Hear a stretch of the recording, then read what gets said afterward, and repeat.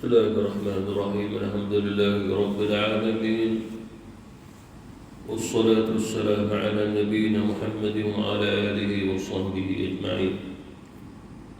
اللهم صل على سيدنا محمد الفاتح لما أغلق والخاتم لما سبق ناصر الحق بالحق والهادي إلى صراطك المستقيم وعلى آله حق قدره ومقداره العظيم. أما بعد، السلام عليكم ورحمة الله وبركاته. قال النبي صلى الله عليه وسلم: إذا رأيت الله يعطي العبد من الدنيا على معاصيته ما يحب فإنما، وفي رواية فإنما هو استدراج. ثم تلا رسول الله صلى الله عليه وسلم: فلما نسوا ما ذكروا به فتحنا عليهم أبواب كل شيء حتى إذا فرحوا بما أوتوا أخذناهم بغتة فإذا هم مبلسون. Dalam satu riwayat dari Imam Ahmad dari Sahih, bahwasanya baginda Rasulullah sallallahu alaihi wasallam bersabda, apabila kamu melihat Allah Subhanahu wa taala dia memberikan kesenangan kepada seorang hamba-Nya, akan tetapi hamba tersebut suka gemar bermaksiat kepada Allah Subhanahu wa taala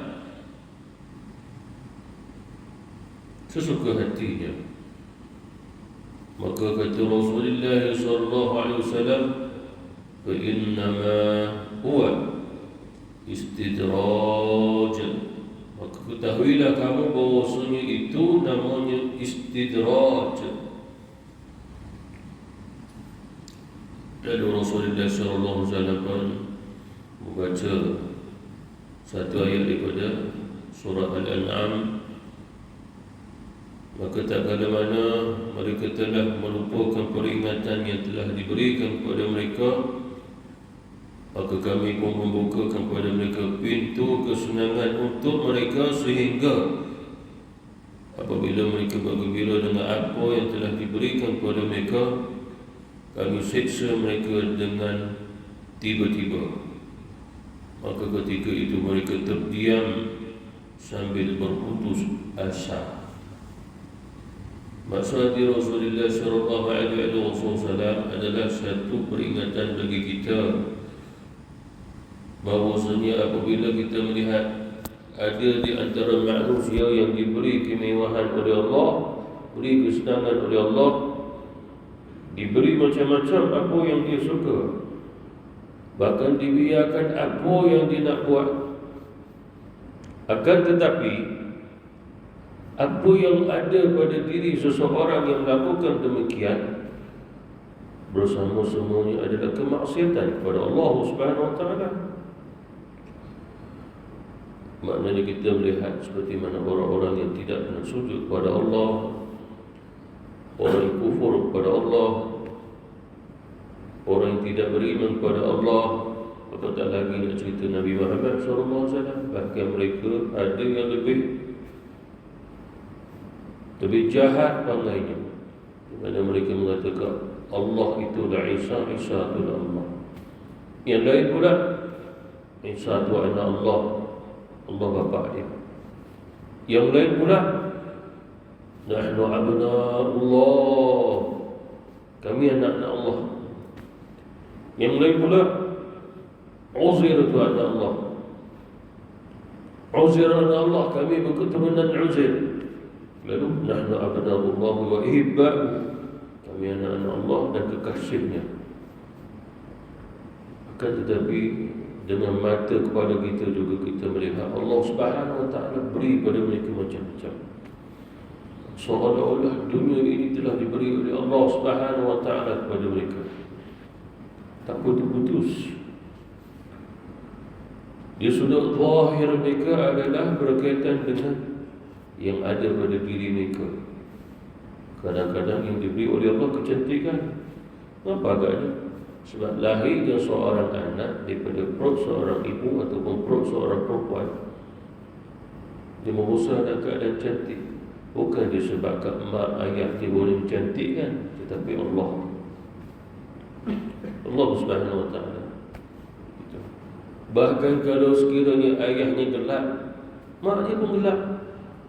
Lahir anak yang sungguh cerah.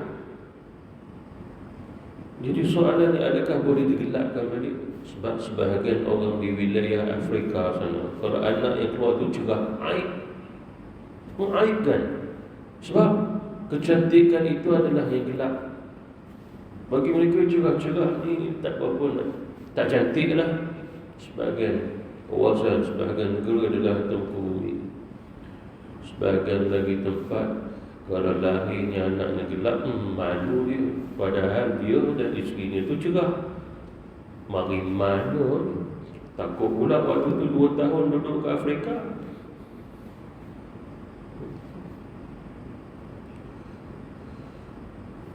Lalu dialah Allah Subhanahu wa ta'ala yang memberi warna kulit tadi. Lalu keluarlah anak yang cantik. Dialah Allah yang mengeluarkan anak tu jadi cantik. Allah.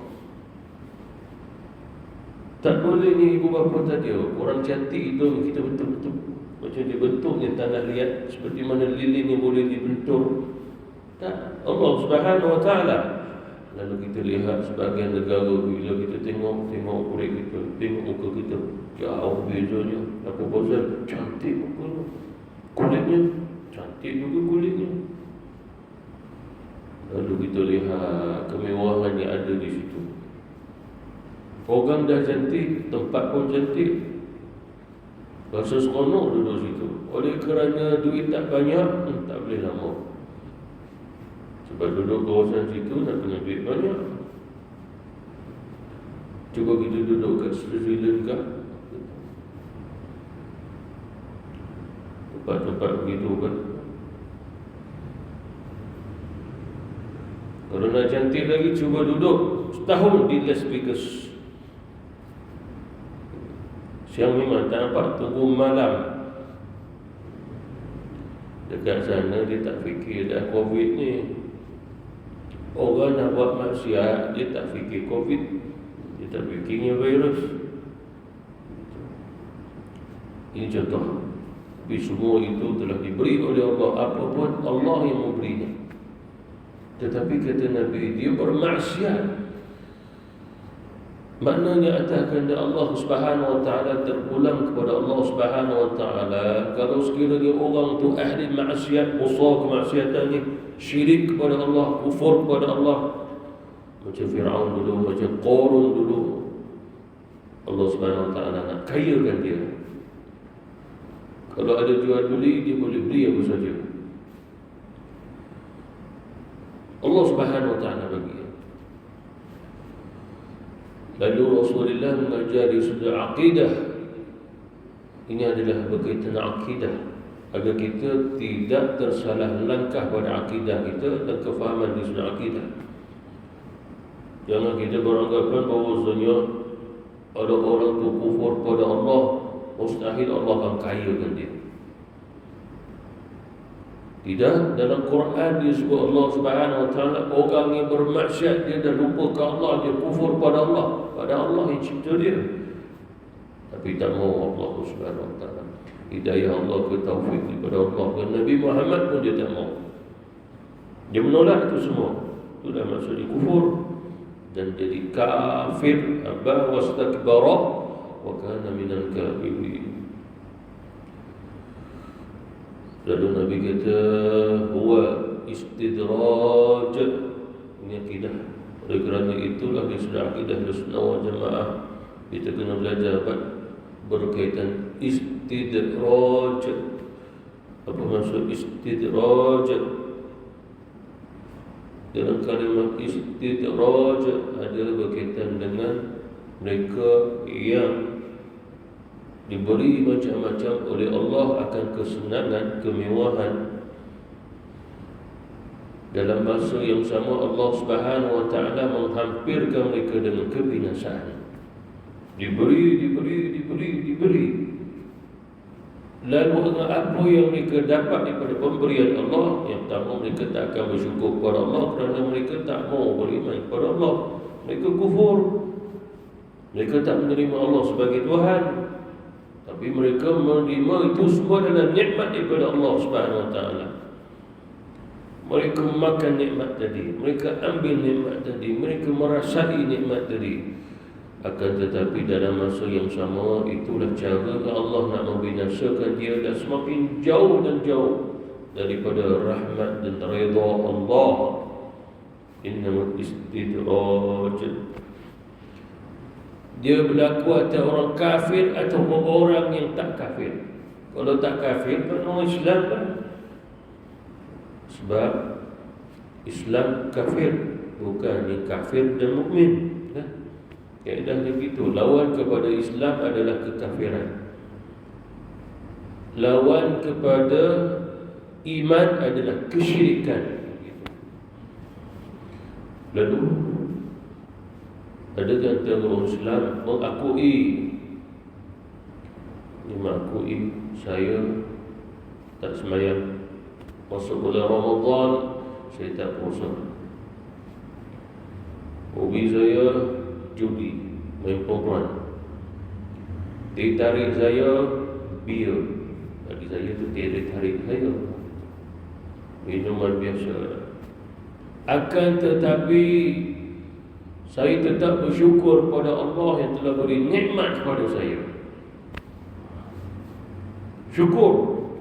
Hendaklah kita ketahui bahawasanya maksud syukur ni dia boleh diadat uruf tradisi. Orang yang tak pernah mengenal Allah, tak sujud kepada Allah, tetap kita bersyukur kepada Tuhan di lidahnya. Tapi adakah benar apa yang disebut dia mendapat pahala? Tidak. Bagi sama-sama kita bersyukur. Yang bercakap dia seorang pendiri Kristian. Adakah kita kata betul pendiri ini suruh kita bersyukur? Kita hendaklah tahu manusia bermain-main dengan satu perkataan. Syukur itu kalau sekiranya betul diucapkan oleh seseorang, alhamdulillah, ahli syurga dia. Tapi oleh kerana syukur yang disebutnya sebagai uruf dan adat, seperti mana orang yang tersujud kepada Allah pun sebut syukur, orang yang sujud kepada Allah pun nak juga sebut dengan syukur. Tetapi syukur mereka tidak kembali daripada ma'rifah. Begitu. Tak kembali daripada ma'rifah. Macam masuk satu Syawal, Tama'amu, zahir dan batin. Saya maafkan awak zahir dan batin. Padahal yang nama maafkan solat pun tidak, puasa Ramadan pun tidak. Tapi ahli maksiat, saya maafkan awak zahir dan batin. Adakah berfungsi dia memberi kemaafatan kepada seorang tak kala mana dia tak beriman kepada Allah? Ini tanda orang tak beriman. Sebab orang beriman dia menzahirkan pada jawarih, diri, rukuk, sujud, makna solat, menahan lapar dan dahaga, puasa Ramadan. Itulah orang beriman. Oleh kerana itulah Allah seru dalam Quran, ya ayyuhallazina amanu, kalau betul kamu beriman, kutiba alaikumusiyam, puasa Ramadan. Jadi kalau sekiranya dia tak mau puasa Ramadan, dia tak termasuk orang beriman. Itu pasal sebagai ulama akidah Ahlussunnah wal Jamaah katakan boleh dikatakan dia Islam tapi tak beriman, boleh dikatakan dia Islam dan beriman. Semua orang yang beriman pasti Islam, akan tetapi bukan semua orang Islam pasti beriman. Yang kuning itu emas, tapi bukan semua yang kuning pasti jadi emas juga. Durian pun kuning juga, emas pun kuning. Akan tetapi kalau kuning itu padanya emas, dia bernilai. Tapi kalau kuning itu pada durian, habis duit kita. Jadi di sini yang perlu kita pelajari istidraj, mereka-mereka yang telah rasa nikmat dengan apa yang diberi oleh Allah tetapi tetap bermaksiat juga kepada Dia. Dalam ayat yang saya bacakan tadi, Allah Subhanahu wa taala Dia membuka pintu kesenangan, maksudnya dalam ayat tadi itu. Apabila Allah Subhanahu wa taala membuka ke pintu kesenangan, maksudnya segala kemahuan mereka, hajat mereka, atas dorongan nafsu syahwat mereka, mereka akan mendapatkannya. Begitu. Mula-mula keadaan manusia ni dah lupa ke Allah. Falamma nasu ma dzukiru bihi, maka tak kala mereka telah merupakan peringatan daripada Allah Subhanahu wa taala. Merupakan peringatan yang pertama adalah pada sudut aqaid, akidah. Tuhannya Allah, yang maha berkuasa adalah Allah, yang maha hebat itu adalah Allah. Dunia ni, alam ni, al-alamin, Tuhannya Allah, yang menciptakannya Allah. Alhamdulillahi Rabbil Alamin. Rabbil Alamin, kata Abdullah bin Abbas, seluruhnya di dunia maupun di akhirat, termasuklah di bumi ini. Kita tidak tahu berapa luasnya alam ini, walaupun kita mengetahui keluasan alam ke apa saja berada dalam alam ni, Allah pemiliknya. Jadi manusia dah lupa bahawasanya dunia ni milik Allah, yang dia makan milik Allah. Mata yang dia lihat ada macam-macam warna-warni, mulut yang berbicara, itu semua milik Allah Subhanahu wa taala. Dia lupa itu semua Allah. Dan dia mendapat macam-macam tetapi tidak pernah bersyukur. Maksud syukur adalah sujud kepada Allah, seperti mana yang ditafsir oleh Abdullah bin Abbas, fadhkuruni adhkurkum, kamu ingat aku ingat kamu. Washkuru li wa la takfurun, kamu bersyukur kepada aku, jangan kamu kufur. Kata Abdullah bin Abbas, maksud syukur adalah melaksanakan ketaatan kepada Allah, itu adalah syukur. Kalau sekiranya di lidah kamu alhamdulillah, bersyukur kepada Allah, tapi solatnya tak mau, puasa Ramadannya tak mau, perkara yang difardukan oleh Allah dia tak mau, tapi lidahnya alhamdulillah, syukur. Ada seorang ni, kalau kita tengok pendapatannya, kita boleh tahu pendapatan seseorang apabila tengok kereta yang dipakai tu. Lalu dia duduk dengan kita.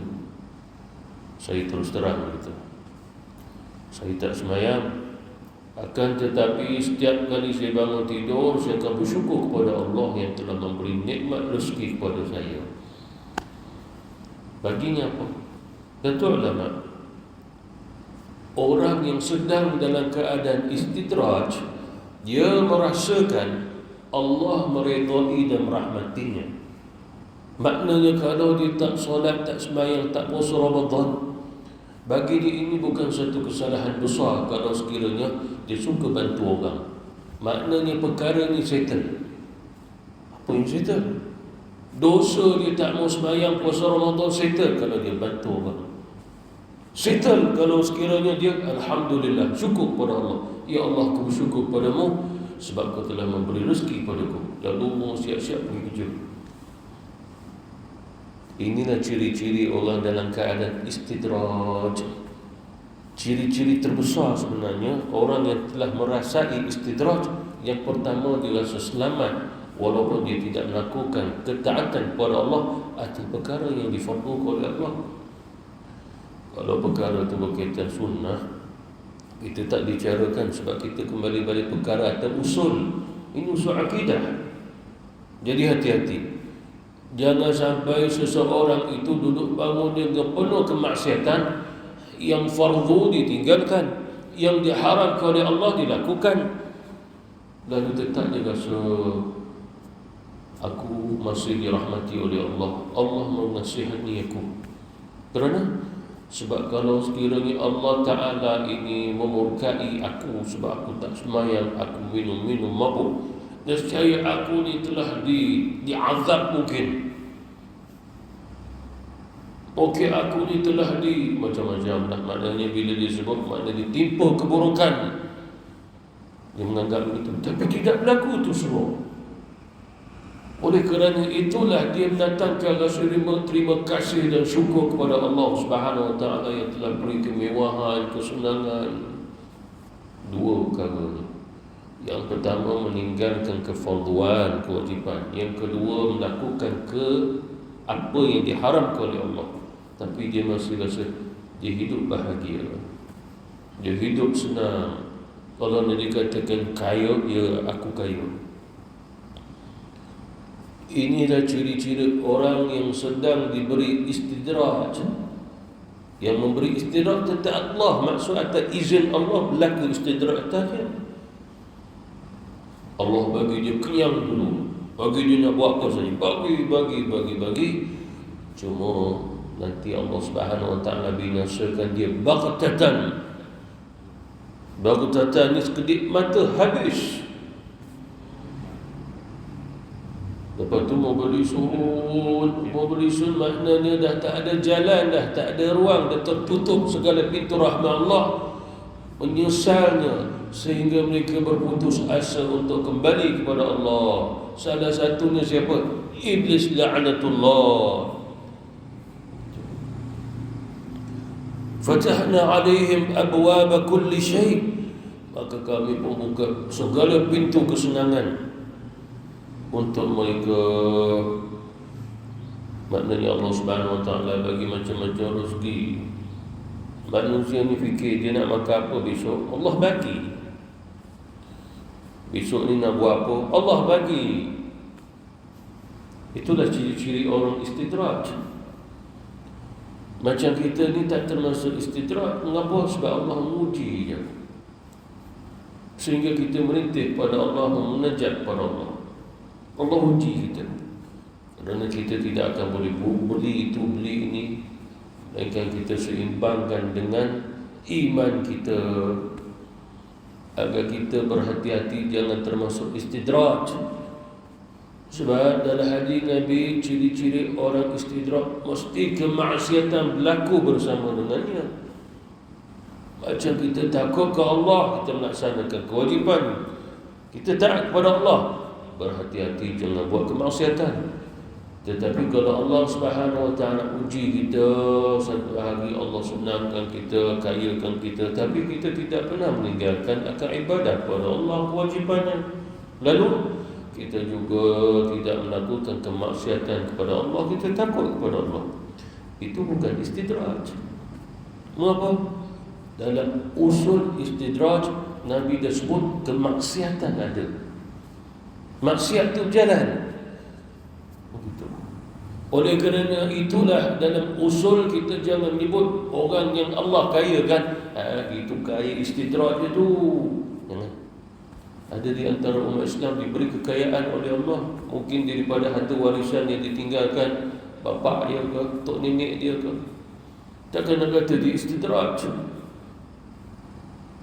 Kalau dia tak bermaksiat kepada Allah, nak jadi istidraj bagaimana?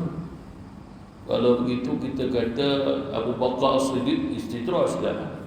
Sebab Allah pun pernah kayakan dia waktu dia beriman juga. Sayyidina Utsman, Abdul Rahman bin Auf, Sayyidina Ali bin Abi Talib. Zakatnya Sayyidina Ali setahun 7 juta ringgit Malaysia. Kalau dikira ringgit Malaysia, itu ceritanya dinar pada zamannya para sahabat. Saya belajar waktu buat pengiraan, nilaikan dengan duit Malaysia hari ni, saya kira zakat dia 7 juta. Zakat siapa? Sayyidina Ali. Hai, bila masa dia boleh kaya? Bukankah dia hidup dengan Rasulullah susah? Bukankah Sayyidina Ali kata, waktu aku hidup dengan Rasul selalu saja ikat batu kat perut, lepas tu letak batu kat perut, lepas tu ikat dengan kain. Mengapa? Terlalu lapar, tak ada makanan ke? Ada. Bila nak suap dia, tu anak ke isteri di rumah makan ke tidak. Kalau dia tak makan, mesti dia nak pandang juga anak isteri makan ke tidak. Kalau anak isteri makan, jiran makan ke tidak? Sahabat ahli sufah makan ke tidak? Kata Aisyah, Rasulullah SAW akan bahagikan nafkah kepada isteri-isterinya. Cara Rasulullah bagi nafkah setahun-setahun. Kalau gandum tu boleh makan setahun. Kita tak tahu kalau gandum makan setahun banyak mana gandumnya. Simpanan gandum tu. Kalau kita sendirilah, nafkah salah satu yang wajib atas keluarga adalah makanan asasinya beras, nasi lah. Jadi cuba kita fikir, ni nak bagi orang makan setahun ni, agak beras tu berapa banyak nak bawa beli letak kat rumah ni. Kalau beras tu ni 20 kilo ke, agak banyak mana. Sebab nak makan setahun, 20 kilo makan macam mana? Sebulan boleh. Ini setahun. Jadi berapa puluh packing tu dekat rumah nak simpan. Jadi Aisyah pun cerita juga, Rasulullah pun bagi gandum tu untuk setahun untuk kami setiap isteri Nabi. Akan tetapi kami menghabiskannya sebelum setahun. Kadang-kadang masuk 6 bulan je. Ayo, makan kuat kah? Tidak. Mereka orang mari minta-minta, lalu kami beri. Lalu 6 bulan kami tak makan makanan asasi, tak gandum, tak makan. Normal kamu makan kurban. 6 bulan boleh makan, 6 bulan tak makan. Lagi jumlah 6 bulan bagi siapa ke? Bagi orang yang datang minta. Takkan nak kata saya pun nak makan juga. Itu kita. Isteri Nabi tidak begitu. Isteri Nabi tidak begitu. Sampai peringkat Aisyah pada mulanya dia pun ada perhiasan daripada emas. Lalu dia, Nabi tak berminat dengan itu. Nabi tak berminat di antara isteri Nabi ada perhiasan begitu. Lalu dia pun bagi ke Baitul Mal.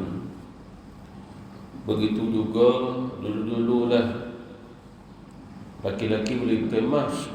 Lalu Fatimah, Sayyidina Ali pakaikan emas pada tangan Sayyidina Hasan dan Husain sebelum diharamkan. Nabi pun tengok, Nabi tak suka. Lalu Ali, Sayyidina Ali dan juga Fatimah pun sedekahkan kepada Baitul Mal. Fatimah pada asalnya perhiasan daripada emas yang dihadiahkan oleh Sayyidina Ali. Nabi tengok, Nabi tak suka. Lalu Fatimah pun sedekahkannya. Lalu Rasulullah bersabda, untuk ahli bait ini tidak perlu. Untuk ahli bait khususan kata Nabi. Macam kita sendiri dah tak ada jalur begitu, jadi kita tak ada dah termasuk seperti mana yang kata Nabi tak suka. Sebab akhirnya Nabi mengatakan haram bagi laki-laki, boleh pada orang perempuan. Dulu Nabi pakai cincin emas, waktu boleh pakai. Lepas tu turun Jibril, Allah haramkannya. Lalu Rasulullah pun cabut, Nabi buangnya. Sahabat pun tengok, sebab sahabat akan ikut Nabi, mereka pun bukan cincin emas, bukan, buangnya. Satu hadis yang lain, Allah bagi hadiah Rasulullah SAW dengan emas, Nabi pun ambil buang. Nabi buat begitu bahawa Nabi nak beritahu atau orang laki-laki haram. Sahabat Nabi pun buat, pergi buang. Nabi kata, kenapa kamu buang? Ya Rasul, kau pun buang. Kalau sekiranya tanda buang tadi menunjukkan haram bagi laki-laki, tapi kamu boleh beri kepada isteri kamu. Sama juga berkaitan dengan sutera. Ada seorang sahabat diberi hadiah sutera, dia pergi buangnya. Hai, sutera ni haram lah. Lalu Nabi kata, jangan buang, beri pada isteri kamu, halal buat mereka. Begitu cara Rasulullah mengajar. Nabi buang juga usul haram. Sebab kalau Nabi tak buat begitu, nanti para sahabat menganggap bahawasanya pakai cincin emas itu tak haram, makruh ya. Sebab Nabi tak buang pun, Nabi pakai cuma simpan, buang situ. Ini Nabi buang campak gitu, menunjukkan memang tak perlukan bagi orang laki-laki. Mengapa agaknya? Lalu bila difikirkan, ulama kita jawab, khawatirnya wujud istidraj. Tanpa sedar kita juga bermaksiat kepada Allah. Tanpa kita sedar ada satu perhiasan mewah dalam diri kita. Nabi juga mengajak umatnya bahawasanya ada pakaian yang mewah, yang cantik, yang mahal-mahal, yang berharga, tetapi dipakainya dengan gembira, dengan sukanya, tapi ada maksiat yang dia buat, nanti istidraj tanpa dia sedar. Seperti mana Khalifah Umar bin Abdul Aziz pada zamannya, waktu sebelum dia jadi khalifah, dia antara orang ataupun keluarga kaya, tapi dia bawa diri dia diterbiah dengan seperti mana akhlaknya para sahabat, sehinggalah ditakdirkan Allah dia dipilih menjadi khalifah. Apabila dia menjadi khalifah, dia tidak guna pakai walaupun 1 sen ke 1 dirham daripada duit, daripada apa yang dia dapat sebagai jawatan Khalifatul Islam. Bahkan dia kembali masukkan ke dalam Baitul Mal. Bahkan pakaian dia, jubah yang dia pakai sebagai jubah khalifah, 4 dirham. Sampai dia tanya orang, ada tak jubah yang lebih murah daripada ni wahai khalifah? Tak ada dah, ni paling murah. 4 dirham hari ini lebih kurang RM18 sahaja. Itu jubahnya seorang Khalifatul Islam. Lalu kalau seorang raja sultan, kita tak rasa RM18. Umar bin Abdul Aziz. Lalu mengapa agaknya? Kerana dia khawatir istidraj berlaku. Sebab maksiat ni bukan sekadar boleh berlaku kerana meninggalkan ketaatan, yakni kefarduan. Maksiat juga berlaku atas dosa kecil yang tanpa disengaja. Waktu tak sengaja buat dosa, tapi Allah bagi dia makan kenyang, duit makin bertambah, boleh beli macam-macam, tak boleh dia sedar bahawa istidraj itu dah berlaku. Jadi dia berhati-hati. Inilah orang beriman. Hatta idza farihu bima utu, sehingga apabila mereka bergembira dengan apa yang diberikan Allah Subhanahu wa taala kepada mereka, maksudnya dengan harta benda yang melimpah ruah. Kalau anak-anak pun ramai, anak ramai, tapi juga tak mau solat, tak mau juga puasa Ramadan.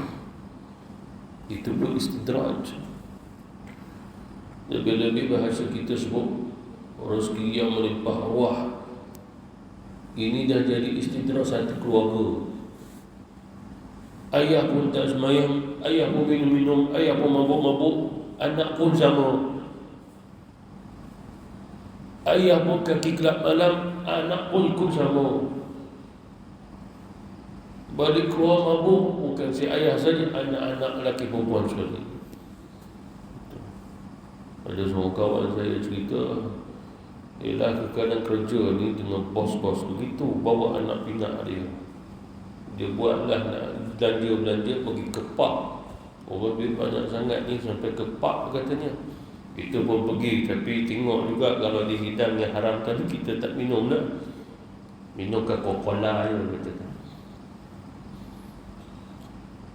Tapi begitulah kata balik, mabuk anak beranak semua. Tapi kalau di sudut masyarakat ada nama, ada ketokohannya. Datuk Seri pun ada. Gitu. Jadi di sinilah istidraj. Dah satu keluarga dah Allah bagi. Akhadna baghtatan, kami seksa mereka. Baghtatan maksudnya tiba-tiba dalam keadaan mereka sedang enak dibuai kemaksiatan. Allah melihat dengan murka, mereka rasa enak dengan apa yang mereka rasai. Apa yang Allah beri, tapi itu diberi oleh Allah Subhanahu Wa Taala, bukan dengan kasih. Sehingga ulama mengistilahkan istidraj, sesuatu yang diberi oleh Allah, Allah bagi dia senang, itu daripada Allah. Kaya, Allah bagi kepada dia. Cantik, Allah bagi kepada dia. Anak pinak semua cantik. Akan tetapi setiap yang diberi oleh Allah bukan tanda rahmat, tanda redha, tanda kasih, tanda cinta. Itu semua tak. Tanda apa itu? Itu semua adalah tanda-tanda dia akan hampir dengan kebinasaan. Allah memurkainya sehingga disebut oleh Allah akhadnahum baghtah, itulah kami akan siksa mereka, siksaan yang datang secara baghtah, tiba-tiba datang, tiba-tiba heart attack. Duit banyak, anak kata doktor buat apa saja saya akan bayar. Doktor kata tak boleh buat apa dah. Jangan begitu doktor, kan saya sama doktor. Buat begitu. Orang yang ada kuasa begitu cakap.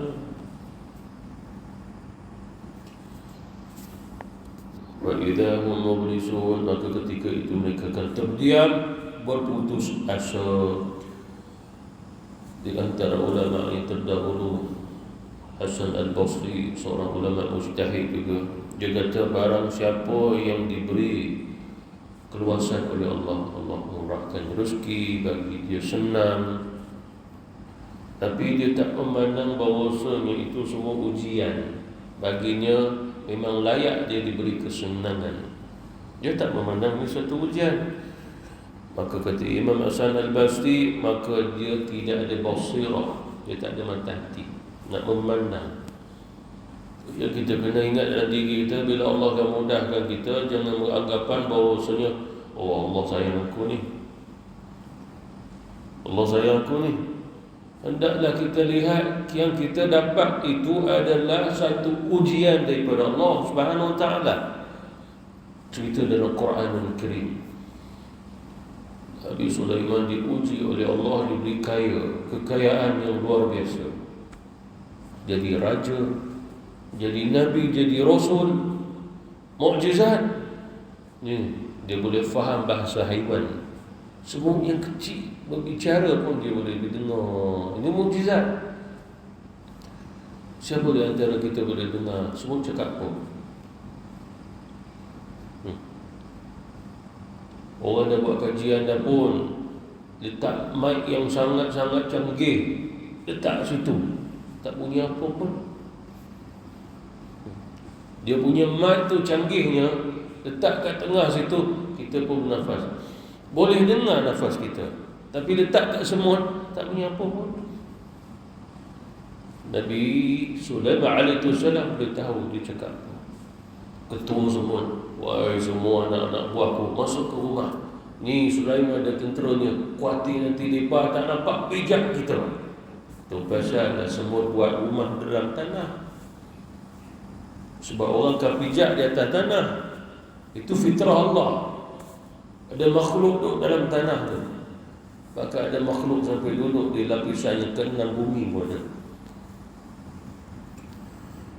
Dan kata Imam Hasan Al-Basri, dan barang siapa yang disempitkan oleh Allah, Allah bagi dia susah, Allah uji begitu, tapi dia tak rasa bahawa Allah Subhanahu Wa Taala pandang yang demikian. Allah Subhanahu Wa Taala mana tak suka dia. Maknanya kata Imam Hasan Al-Basri, dia pun tak ada mata hati. Dia kena tahu bahawa itu semua adalah ujian daripada Allah, sama ada senang ataupun susah. Kedua-duanya adalah ujian, kerana Allah berfirman, liyabluwakum ayyukum ahsanu amala, agar dialah Allah yang menguji kamu, siapa di antara kamu yang baik amal. Bab ujian, jangan kita lihat kita diuji bagaimana. Fulan bin fulan, orang tu orang ni, negara kita, negeri kita, wilayah kita diuji bagaimana. Yang pertama, usul dalam ujian, lihat Nabi kita, Rasul kita yang diuji oleh Allah. Kemudian lihat para sahabat yang duduk dengan seorang Nabi, seorang Rasul, seorang kekasih Allah, yang mereka juga diuji bersama Rasulullah SAW. Lihat itu, agar kita mengetahui itulah akidah. Boleh kita faham ketentuan Allah melalui dengan apa yang telah berlaku. Sebab perkara yang telah lepas ini mengajar kita apa yang telah ditetapkan oleh Allah, takdirnya, kehendaknya. Tengok apa yang telah berlaku. Kalau hujan dah turun dah, kehendak Allah menurun ke hujan.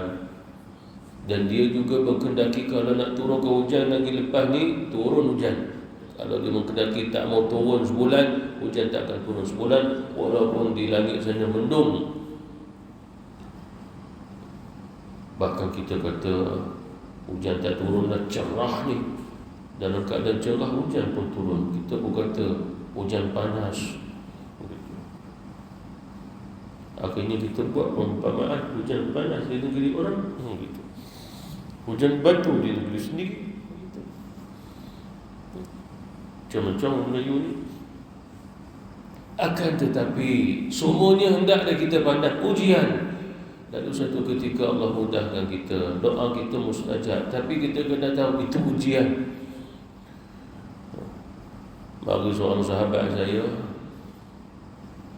tadi kata, Ustaz, saya doa kepada Allah atas anak saya ni, anak tamu ni, anak perempuan. Saya doa, Ya Allah, Kau pilihlah anak aku untuk menjadi seorang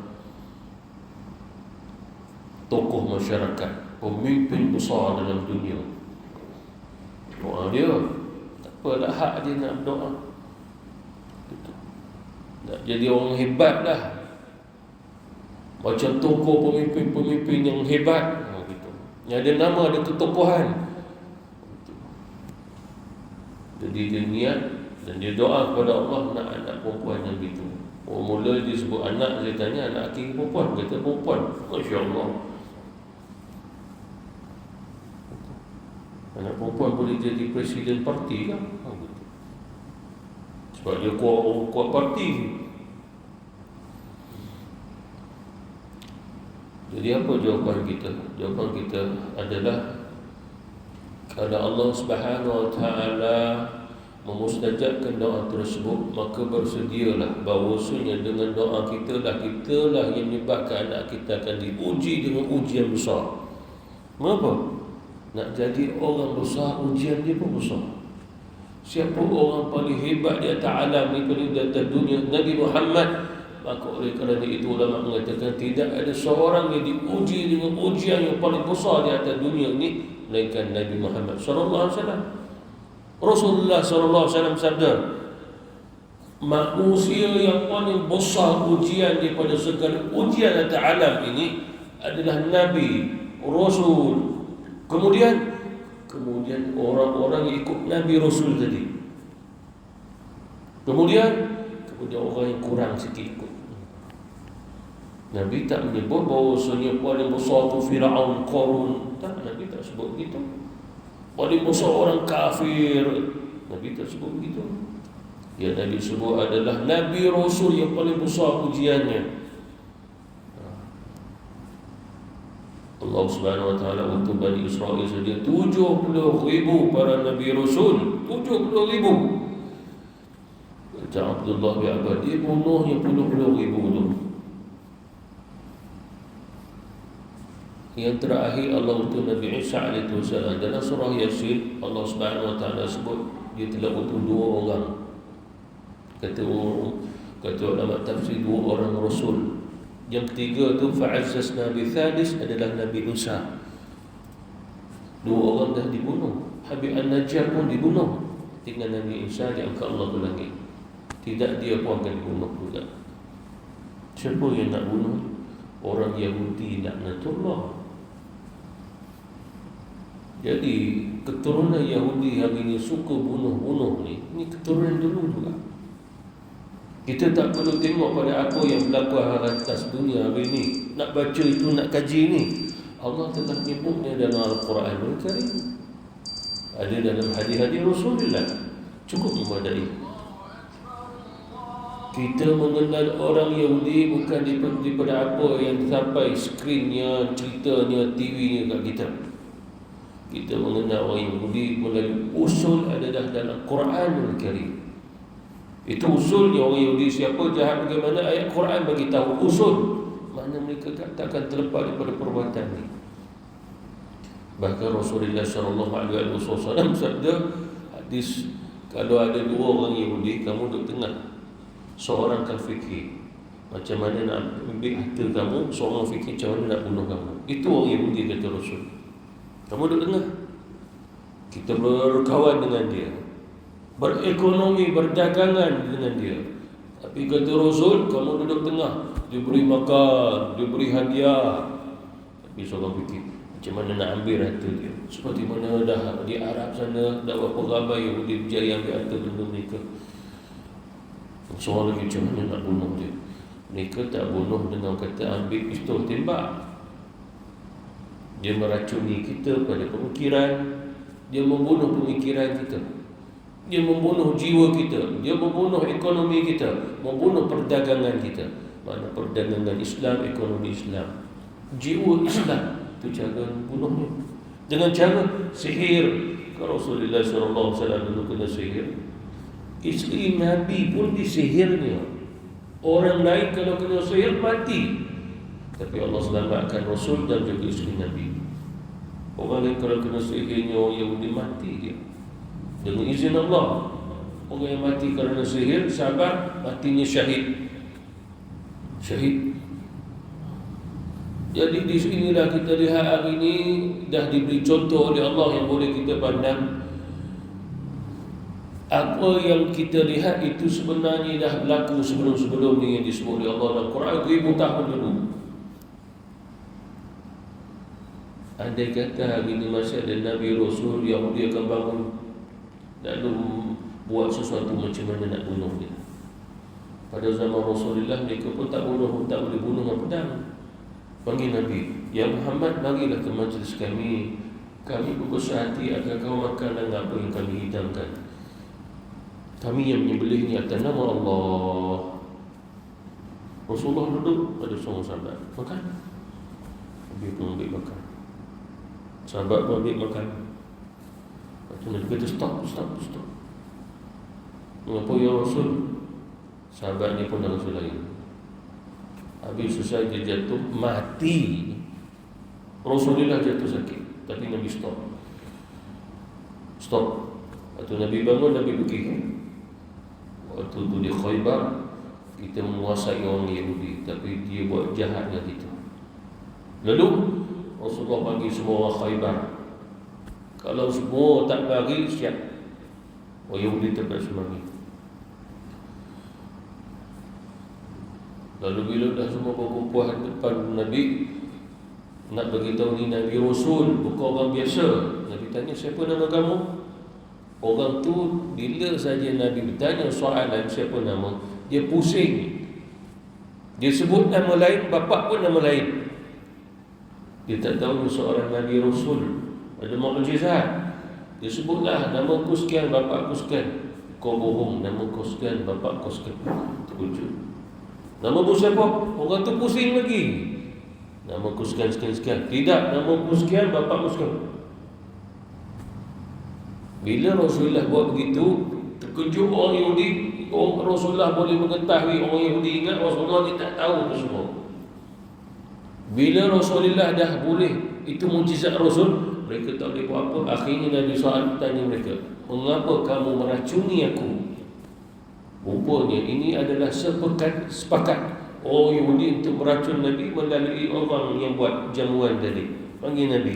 Rupanya seluruh orang Yahudi sepakat nak meracuni Nabi hari itu. Nak kata hari ini Yahudi memang jahat, kita tengok dia buat begini rakyat Palestin. Tak, dia cerita yang perlu kita lihat yang Rasulullah punya. Itu usul. Itulah usulnya. Ujian Allah dalam Islam orang jahat dan Yahudi itu. Rasulullah sedikitlah usul buat kita. Lalu Rasulullah sallallahu alaihi wasallam bertanya, mengapa kamu meracuni aku? Bangun seorang perempuan.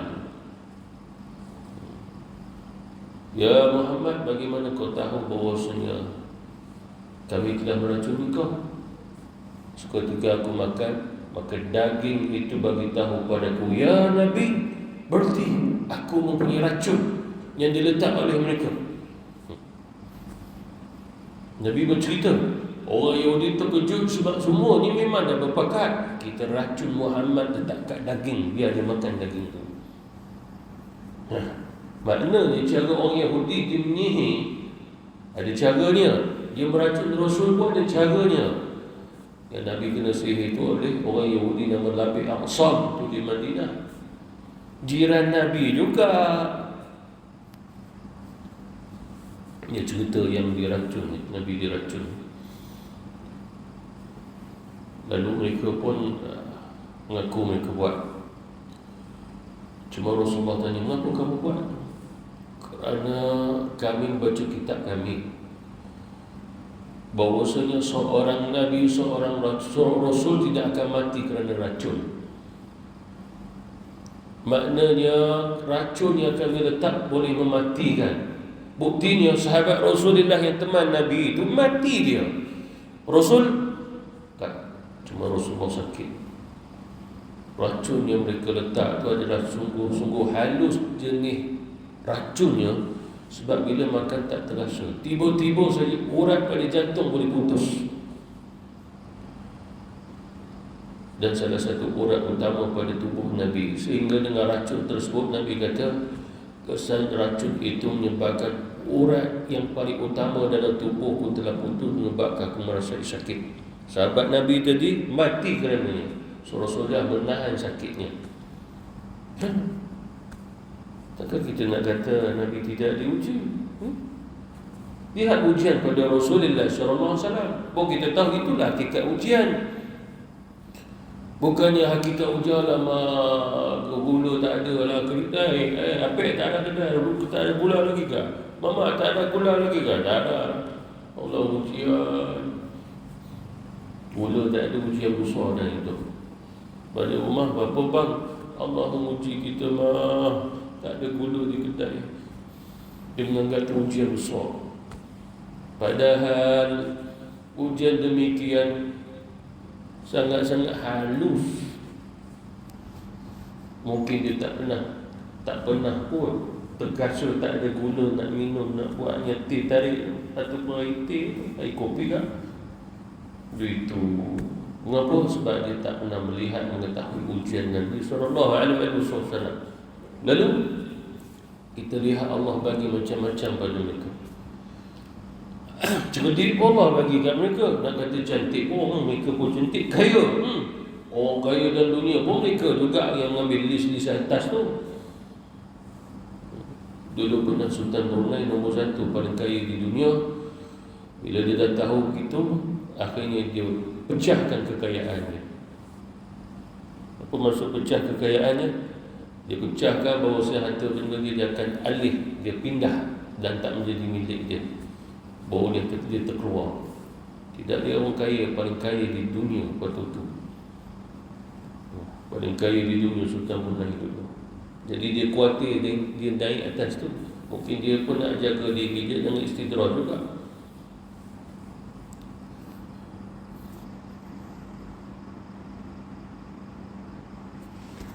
Hatta idza farihu bima utu akhadna baghtatan fa idza hum mublisun. Apabila mereka pada bergembira, suka dengan apa yang Allah berikan kepada mereka, Allah beri bukan sifat kasih, tapi diberi sebab dia murka. Macam kita kalau dah tak suka, kita tak bagi. Tapi Allah Ta'ala, dia kalau tak suka, dia lagi bagi daripada orang yang dia suka, dia nak bagi.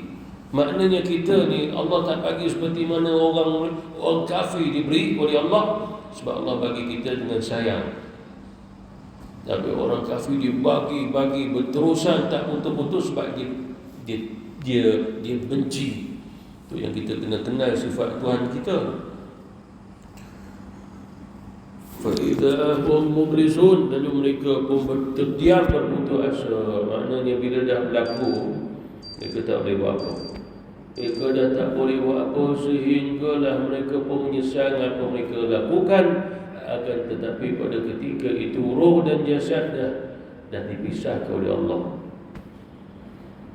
Jadi di sinilah kita lihat, inilah syukur yang menjadi hakikat bagi orang Islam yang tidak diuji oleh Allah untuk istidraj, tapi kita diuji oleh Allah untuk meningkatkan lagi iman dan takwa kita kepada Allah. Itu perbezaannya. Jadi jangan risaulah kita dapat istidraj. Kalau kita ni dapat istidraj, tak minatnya bab agama ni, tak minat, hati sendiri tak terlintas bab agama ni. Sebab hati dia dah masuk pada kemunafikan, dia dah enak dengan kemaksiatan. Macam mana nak masuk agama? Sebab dalam jiwa hati ni, di dalam Quran disebut Allah Subhanahu Wa Taala, ma ja'alallahu fi qalbi fi jawfi, maknanya tidak dijadikan Allah ada dua hati dalam satu jasad ni. Fi jawfi, qalbaini, dua hati. Kalau satu hati itu iman, satu hati kufur, mustahil Allah tak cipta begitu. Allah bagi satu hati. Dalam satu hati, kalau dikatakan ada syirik, iman tak ada dah. Kalau ada iman, masuk syirik, iman pun keluar balik. Tidak boleh dua dalam satu hati. Itu pasal apabila orang tu asalnya ada iman, summa kafaru, kemudian dia kafir sebab masuk syirik, maka soalannya bila masuk syirik ada iman lagi? Tidak ada iman. Bila masuk syirik, dia mula buat apa dia nak buat, lalu di mana senang, tak rasa sakit, rasa bahagia. Itulah bermula istidraj sehingga satu hari nanti summa akhadna baghtatan, datang malaikat maut ambil nyawa dia akan melihat api saja di dalam barzah dia. Dia menyesal pada ketika itu. Akan tetapi penyesalan itu tidak menyebabkan mereka dihidupkan untuk diberi peluang beriman. Tak ada. Itulah mublisun. Maksud mublisun, mereka sendiri dah tahu jawapan, mereka tidak akan diberi pertolongan oleh Allah. Seperti mana iblis, mublisun itu kalimahnya ablasa.